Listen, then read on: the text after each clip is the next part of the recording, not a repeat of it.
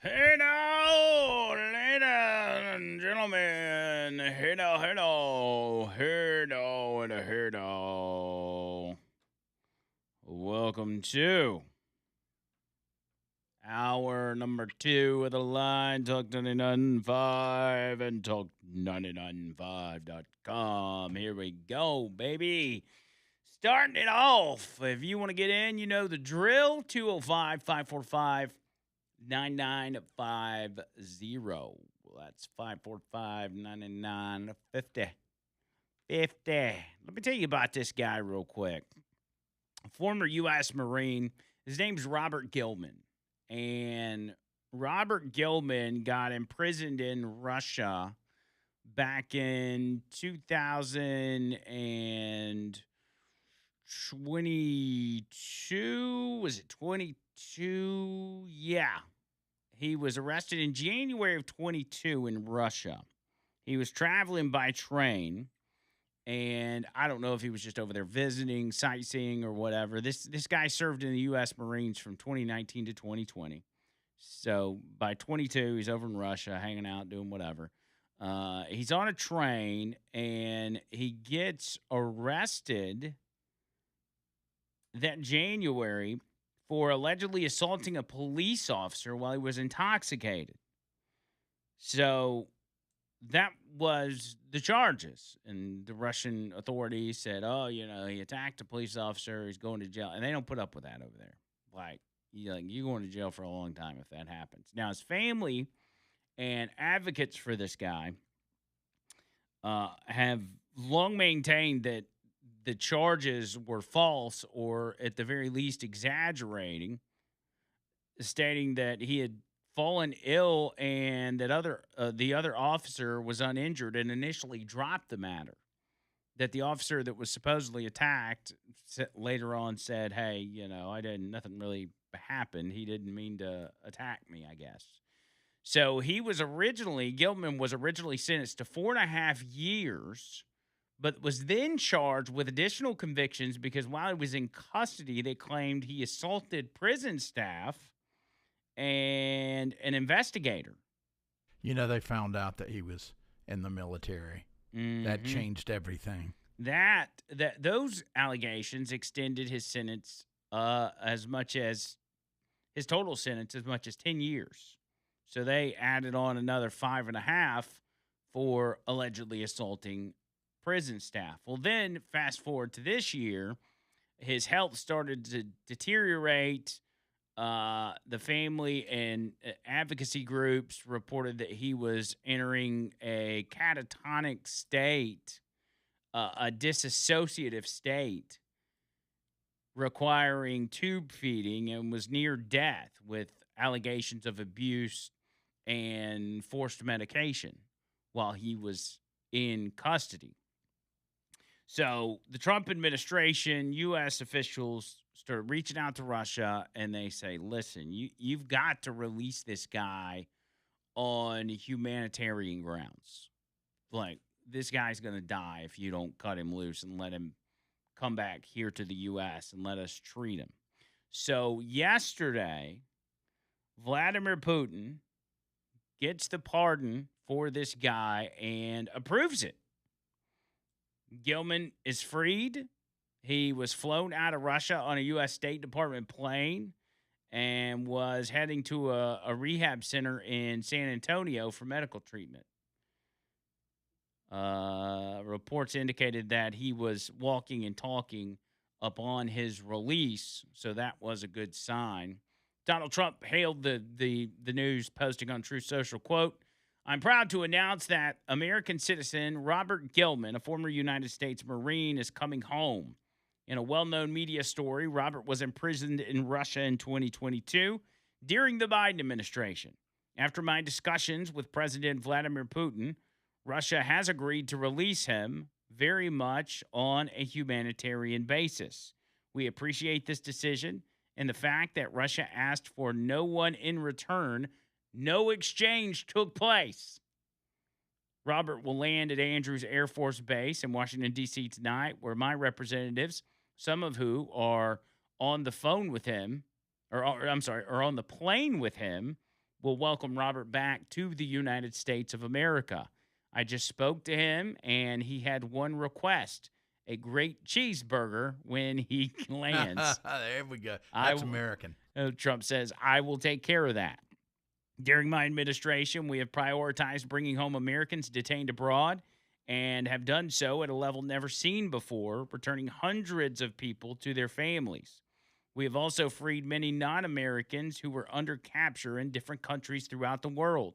Robert Gilman has been reunited with his wonderful mother, Nancy, who is also on the plane with him and will soon get to see all of his loved ones. Thank you to my incredible team, including Special Envoy for Peace Missions, Steve Witkoff, Special Envoy for Hostage Response, Adam Bowler, Senior Director for Counterterrorism, Sebastian Gorka, Jared Kushner, and the many others who made this possible. God bless America. That's awesome. Yeah, dude, I like that.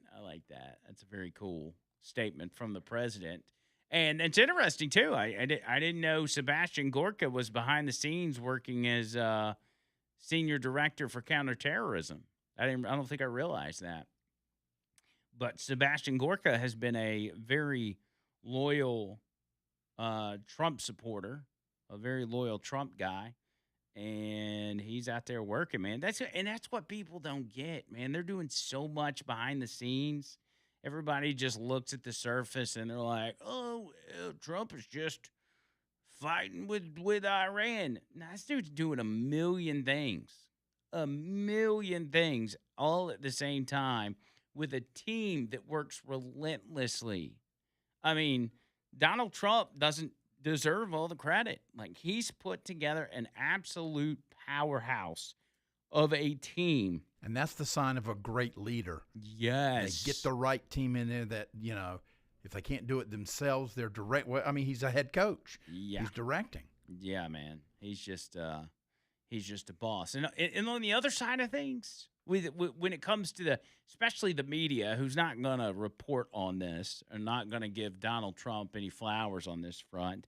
Instead, they're all giggling and laughing over the fact that Donald Trump had to avoid an assassination attempt by the Iranians. When the news came out this week about him having to switch planes in Turkey on the way home from that summit, you remember? We talked about it yesterday. He jumped into a what was it, John Bird? A plane. It was a Cessna. No. Well, what he jumped into before he moved planes? What do they call that? A charter, an airport, an air tarmac charter, or something. Anyway, he jumped into one of those off of Air Force One, and they moved him to another plane, the smaller plane that we were talking about. And when that news broke Monday night, the ghouls at MSNBC, Rachel Maddow, who was at the end of her show passing it over to Lawrence O'Donnell, they were laughing it up. They were yucking it up over the fact that Donald Trump had to swap planes to avoid getting killed. It's amazing. Now I'm very pleased to say it's time for the last word with Lawrence O'Donnell, which is more of a pleasure for me to say than usual because the New York Times has just posted a headline on the front page of the New York Times website, which reads, "Trump hid in a catering container to sneak out of Turkey." And honestly, that news has just broken. Trump hiding in a catering cart. And the thing I want most in the world upon hearing that news is to hear Lawrence O'Donnell explain it to me. And God bless you, Lawrence. Please tell me that you will. It is issue number one in this hour of coverage.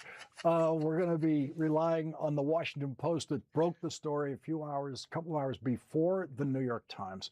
And it's one of the many examples of how Donald Trump has lost control. He didn't just lose control of which version of Air Force One he got to use. He lost complete control in this story. Oh, you had to get into a catering truck. Oh. These people are sick. They're laughing over the fact that security, which, by the way, you got to give props to security for being able to move the president around like that, undetected. Nobody knew. This was like a month ago, and now the New York Times is reporting on it, weeks later. But they're like, oh, he had to get in a catering truck so he didn't get killed by the Iranians. I'm sorry, but I think that's very cool. That's very, no, not them. I'm talking about very spy-like. It is. It is kind of cool. It's a cool story. And honestly, the story shouldn't be out there. There's no public interest I mean, there is public interest, but there's no reason to be taking, security procedures and putting them out there when the president's at the top of the kill list for the Iranians.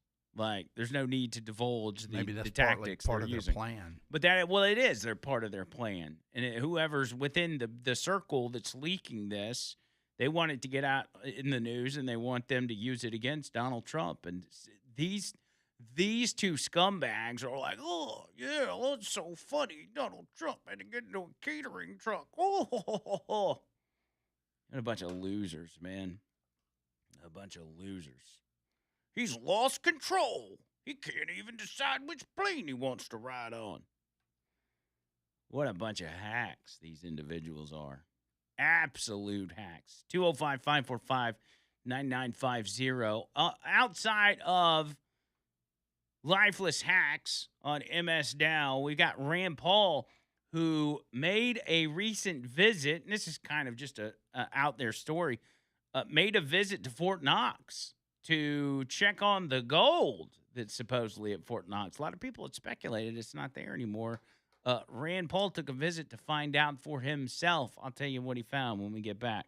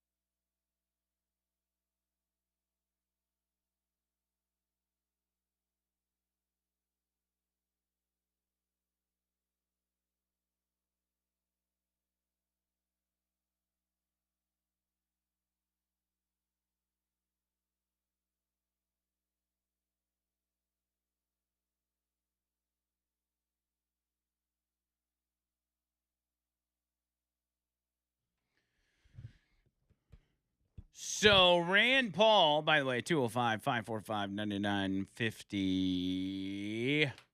We'll get you in. Rand Paul goes to, well, I guess originally he put out a request to audit the gold at Fort Knox. Now, um, I've seen members of the administration be asked about this before. I think Scott Bessent was asked once if the gold was there, and he said, it is. I haven't been there myself, but my staff has, and they said it is there.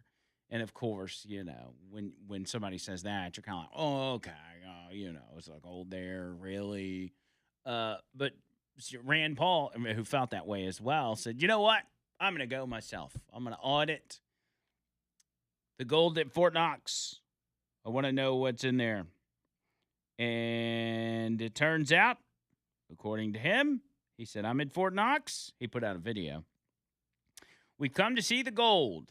I just want to know where the gold. That's what Rand Paul's basically saying.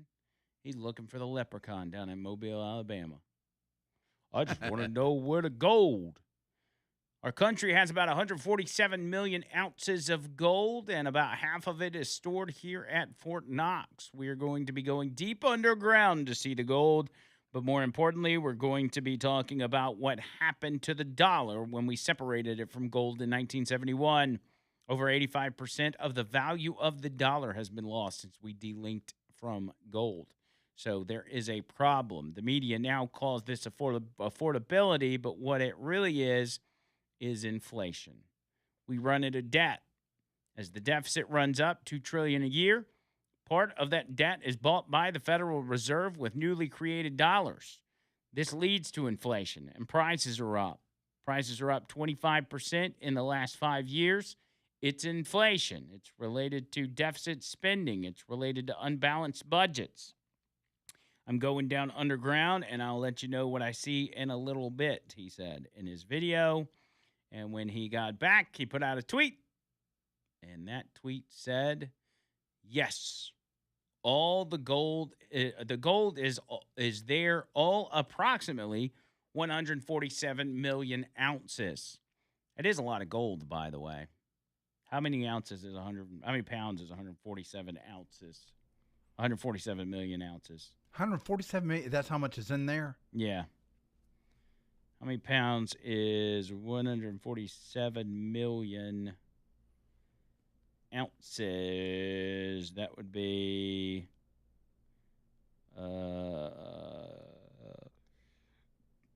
that would be 9,187,500 pounds. That seems like a lot. 9 million pounds of gold. That's how much is missing? No, that's how much is there. How much is supposed to be? None's missing. No, he said, yes, all the gold is there, approximately 147 million ounces. It is impressive, but the real point is what it still teaches in 2026. In 1971, we severed the dollar from gold. Since then, the currency has lost roughly 85% of its value. Prices are higher because the money itself is weaker. A family making $50,000 with 2 kids that has not received a 25% raise in the last 5 years is falling behind. This is now often called affordability, but the accurate word is inflation. We run annual deficits of $2 trillion. The Federal Reserve buys about a third of that debt by creating new money. Every new dollar dilutes the value of the dollars already in people's pockets. Gold does not expand when Congress spends. Paper does. This is the difference. Can we get like a picture of it at least? That would be so cool. I mean, he's right about all that. I agree. We probably should have never delinked the gold from the dollar, but who did that? What president was in 71, you said? Yeah, that would have been Nixon. Yeah, that would have been Nixon.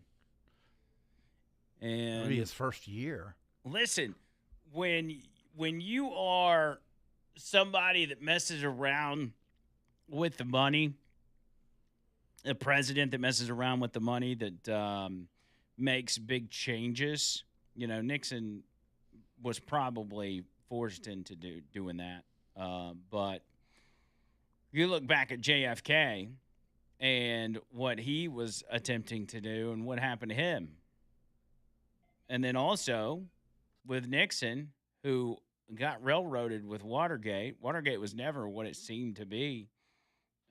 They have ways of doing away with presidents in the past. And what's most fascinating about that is that Donald Trump falls in that Richard Nixon JFK category and got the Richard Nixon and the JFK treatment both and survived it.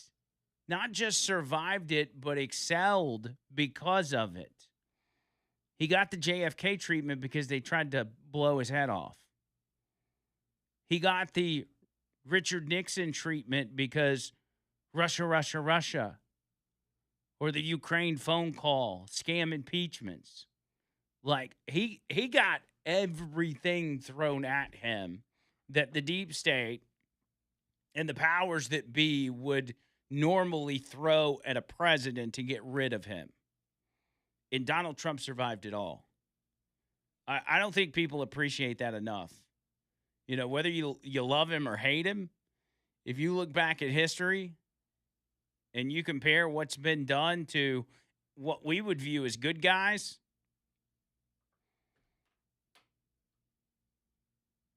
it was all done to Donald Trump.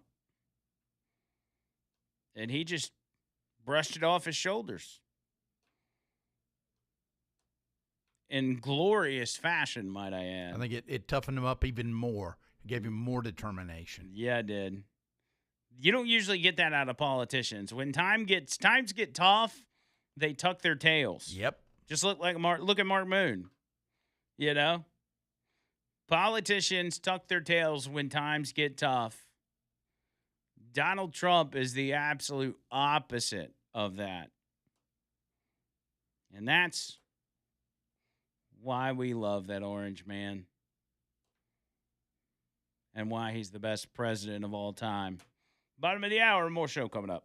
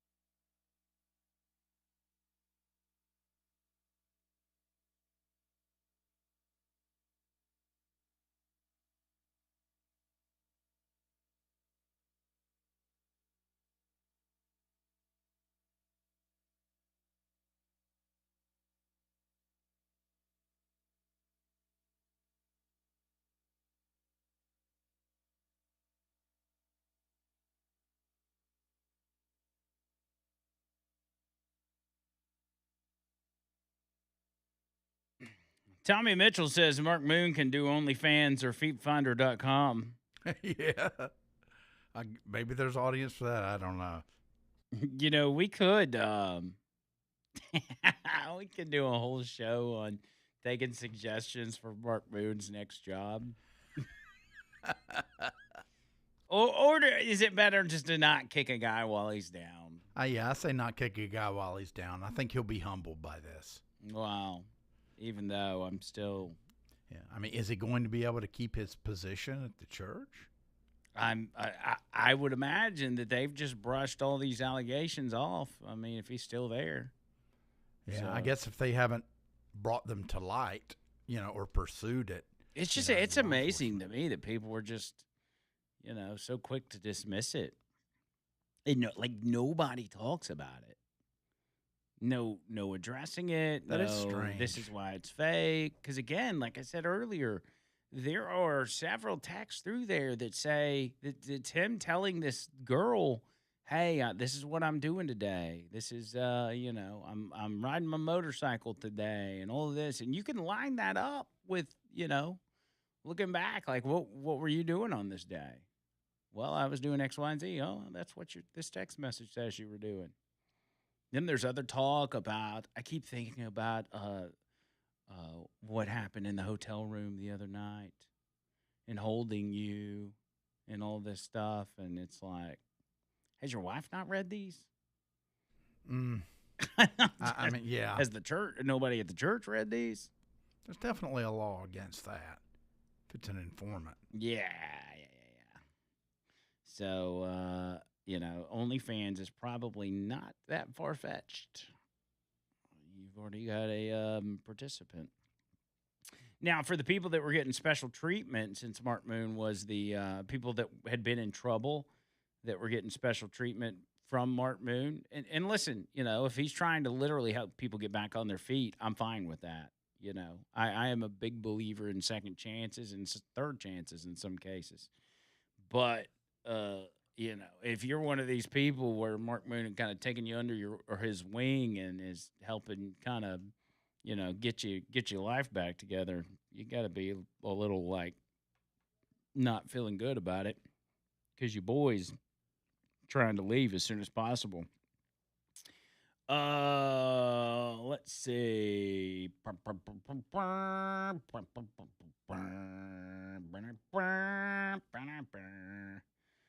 Fish says, how many pounds is that? We already talked about that. It's 9 million pounds of gold.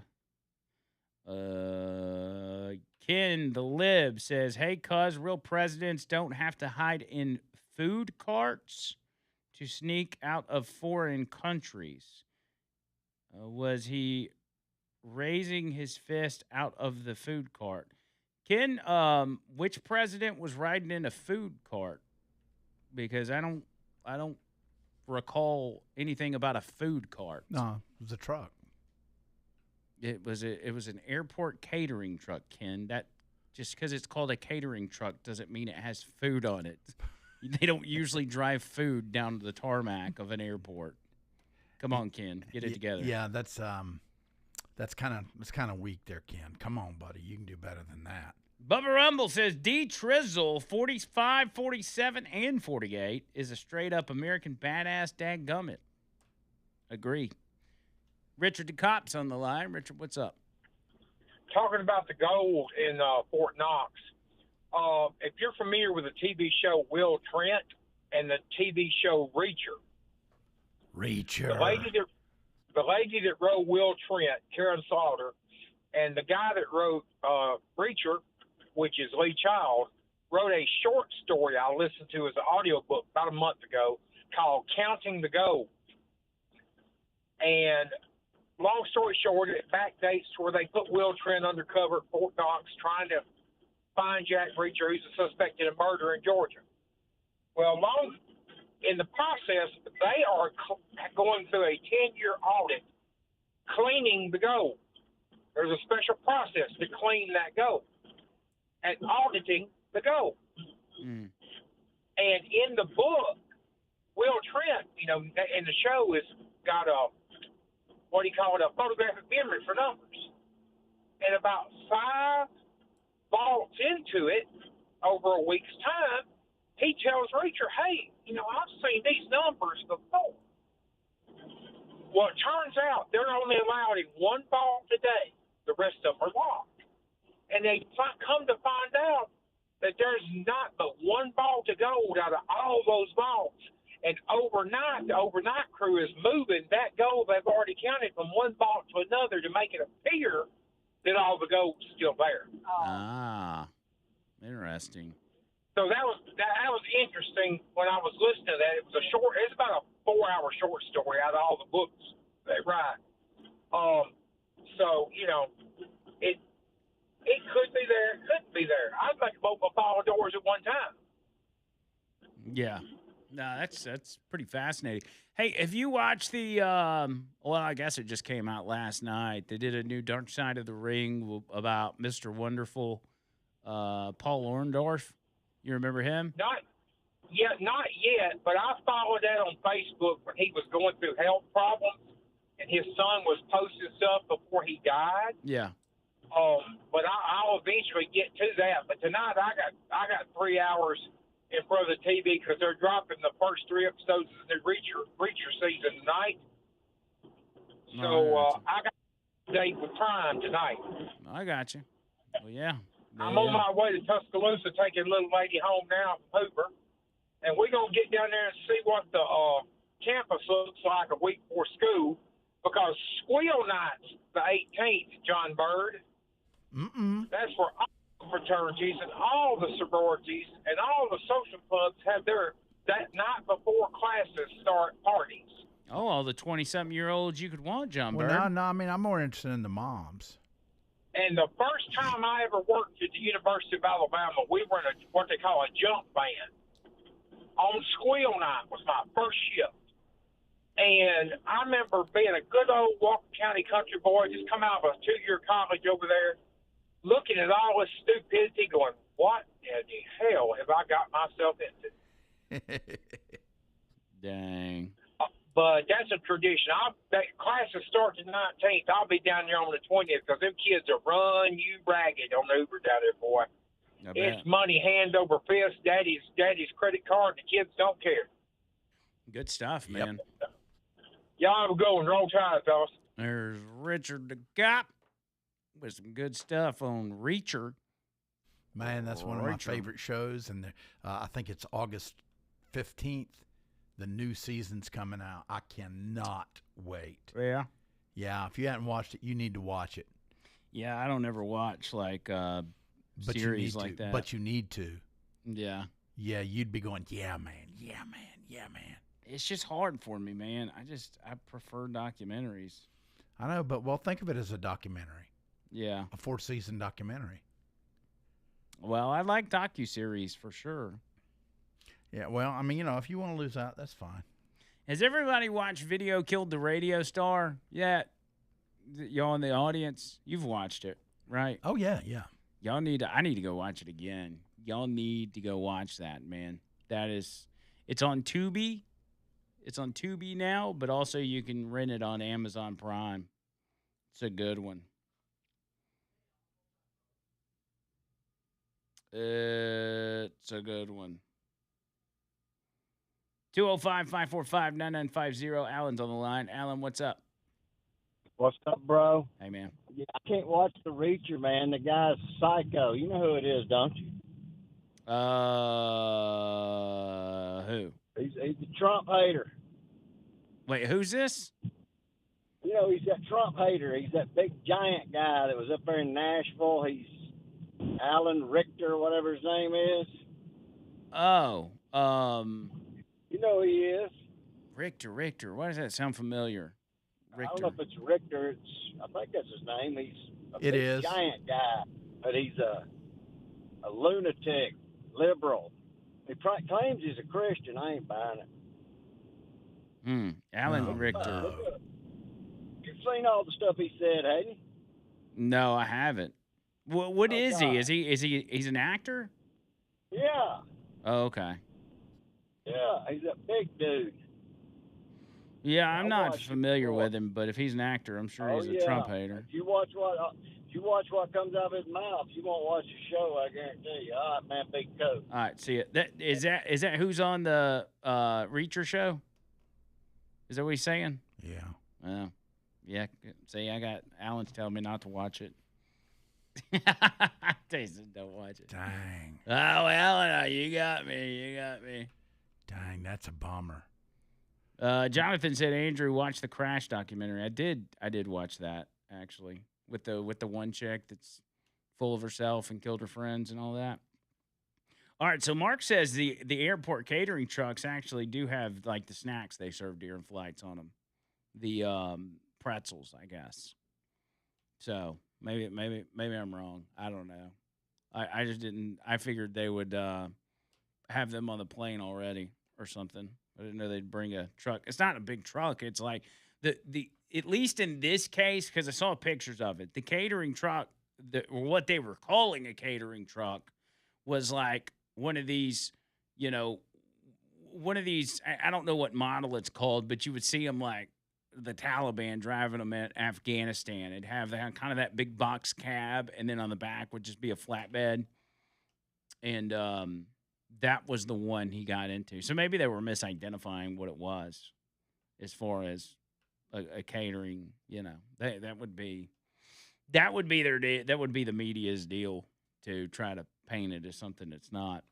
I'll have to talk to my airport people. I got people that work in air traffic control. People on the inside. Yeah, that can tell me about all the ins and outs. That's why anytime there's an airport situation going on, I always hit them up and get info from them. They get to see some cool stuff. But I think the transportation department, Sean Duffy, which he doesn't do the direct hiring, but I think they started months ago this campaign to hire gamers for air traffic control because there were problems twofold. One was not being able to keep enough people, qualified people, and two, the equipment was so outdated. It was something that Trump kept bringing up, that they were upgrading all the equipment, and then the Department of Transportation starts putting out these ads soliciting new employees, but targeting it towards gamers. And honestly, it's kind of smart if you think about it, as long as these gamers have good work ethic. I know in our heads we think, as we stereotype, we think about, somebody that's 30 years old living in their mom's basement playing games all day. But there are also a lot of gamers out there that work 9 to 5, have normal jobs, and then their way to wind down at the end of the day is to play games. I mean, we do it a lot at our house. When we've got the time and we can kind of wind down, we'll jump on Fortnite or Rocket League or, whatever. And so they started looking for people like that because there are a lot of similarities between playing video games and running air traffic control, I guess. And some people, I mean, gamers these days are so good at the game with their reflexes and, ability to just build muscle memory on what you need to do and to do it at such a quick pace, especially when you play like battle royale games, Call of Duty or, Modern Warfare. So it's not a bad tactic. I don't know how it's worked out so far, but I know that's what they're doing. So, yeah, the problem is with the younger folks. I mean, maybe if you've got conservative gamers, or what would be the age that you would consider it hard to find gamers that are responsible, that show responsibility. Yeah, that's important. It's probably hit or miss, but yeah, the older they are, the more likely you are to get some work ethic out of them. Yeah. Early mid-30s. Yeah. I think would be good. But you also are trying to build a generation of people that aren't going to be retiring anytime soon to get in there and stay in there. Yeah. You don't want to get them too old. Another good, early 30s, mid-30s, you can get 30 years out of them. Although the burnout, I imagine, has got to be that pressure. There's a lot of burnout from what I'm told. A lot of burnout. All right, 205-545-9950. Let's keep it rolling, baby. How about let's talk some food stamps when we get back? Y'all like that idea? Let's do it. Back after this.